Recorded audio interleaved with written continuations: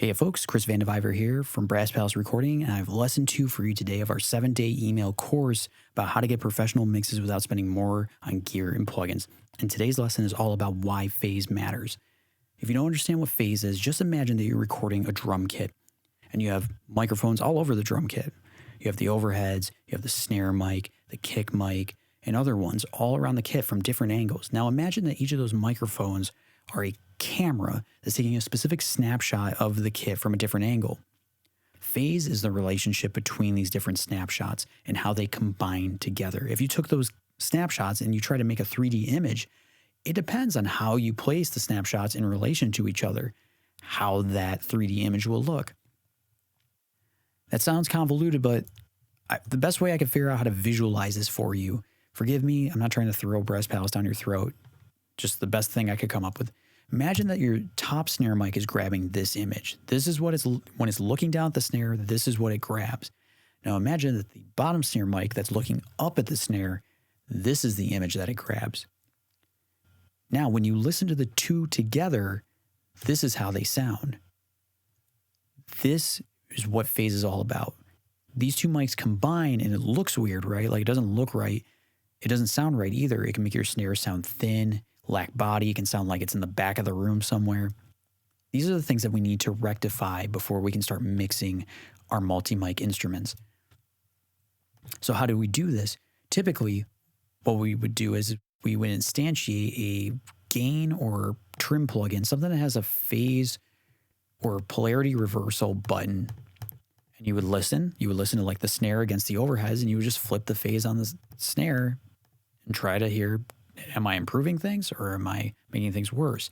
And you go so on and so forth for each track. But I've come up with a way that's super easy and takes like 2 seconds for you to be able to do this.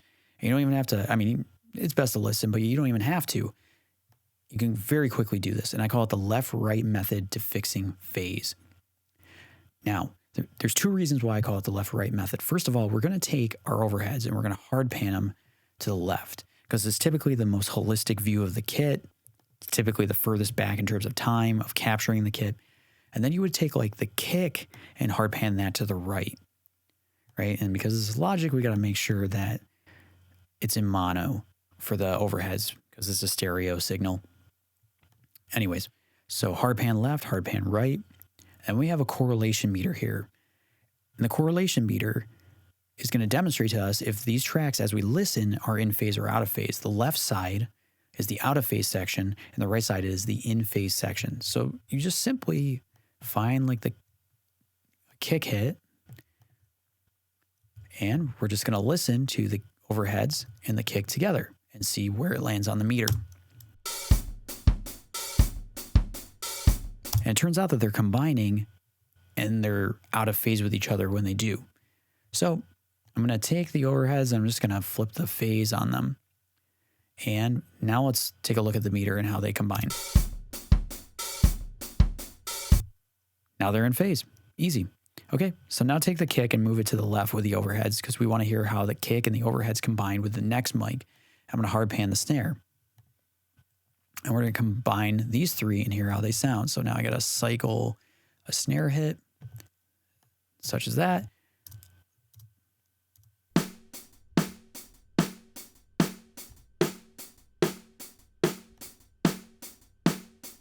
Easy. The snare was fine as is. So now let's move the snare over to the left, hard pan this bottom snare mic to the right. Well, it looks like I already did it, but let's just double check. So same snare hit, let's watch how these combine.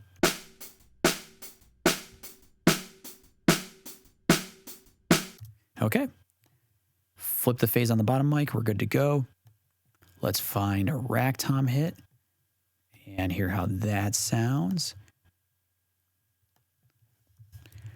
Okay, pull up the gain plugin for the rack tom. Okay.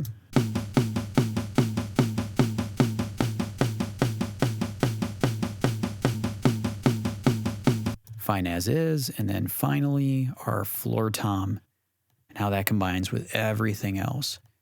So let's grab that. Check it out.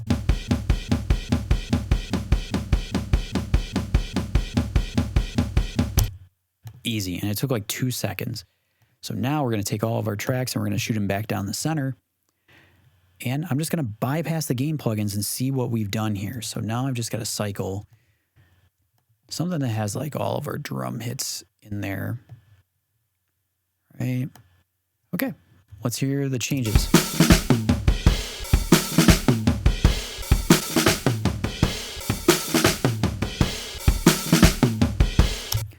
I mean, it sounds like a totally different drum kit. It comes to the focus, it comes front and center, it sounds beefy, it sounds nice. Easy peasy. Okay, so then there's a second dimension when it comes to phase relationships. It's not just simply flipping polarity, but time can also play a part in it as well. So I have another image for you to take a look at here. So imagine that you combine your snare, your 2 snare mics, and this is what it looks like. One is further back in time than the other, and so it's creating this sort of smeared image. So time can also be a factor. Now, you don't want to get too crazy with this because you can end up down a rabbit hole. It can be really tough. Mess with the timing of everything, and when you listen to it before and after, you'll find out that you've actually made things worse instead of better. It just gets even worse when you have something like a drum kit where you have 8 or 10 or 12 microphones on the kit. It can be very hard to figure this out. But in some instances, it can be really helpful. In this particular case, I have a bass track, and we have a DI track, and we have a track where the DI went through a pedal board. And so, by nature of the pedal board, the signal going through a bunch of pedals, it's been time delayed a little bit. So, let's hear how these combine without flipping. So I hard pan left and right. We're going to bring up the correlation meter again. Let's just watch. Okay, clearly they're out of phase with each other, so we could take the gain plug in and phase invert. And now it's in phase, but check it out.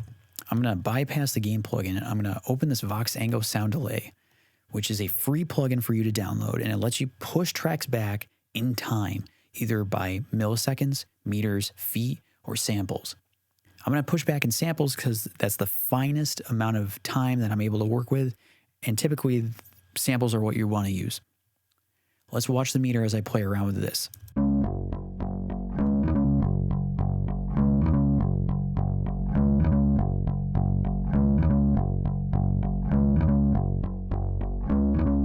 Okay, so 200 seemed to be the best situation. I'm going to copy this over to the B section. So we've got A, and now I've got B, and I can just set this to a totally different time to compare.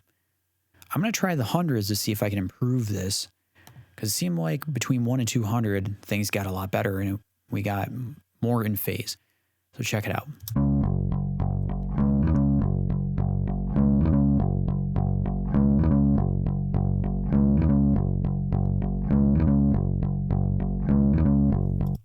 Cool. So 160 sounds really good to me. Let's compare.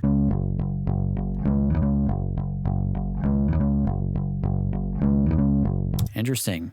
160 is far more up the in phase section of the meter than 200. So let's hear before and after with this hard pan or pan down the center.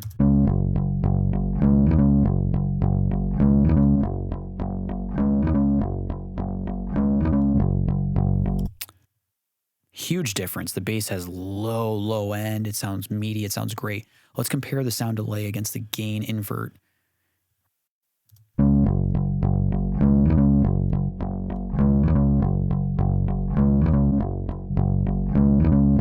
I mean, it's no contest. The sound delay does a way better job of taking the 2 bass tracks and putting them in phase.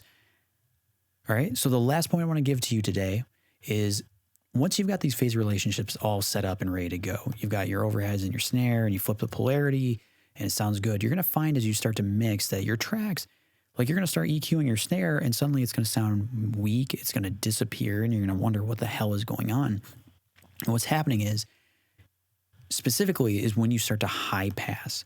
I don't want to dwell on high passing. I'm just going to assume that you know something about it. It's a filter that everything below this frequency is cut, and we use it to eliminate subsonic content, low-end content that you can't necessarily hear with stealing headroom and clarity in your mixes.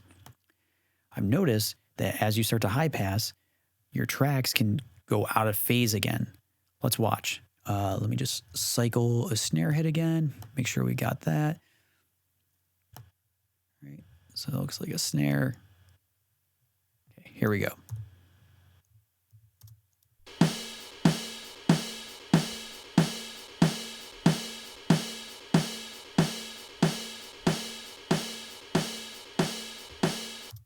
How interesting that the snare is now out of phase again because of this filter. So the quick way to rectify this so you don't have to worry about it, whatever DAW you use, if you've got your humdrum EQ, if you have the option for a linear phase EQ, go with that for high passing when it comes to multi-mic instruments, because a linear phase EQ doesn't introduce phase shift or rotation or anything. So let's watch the meters now.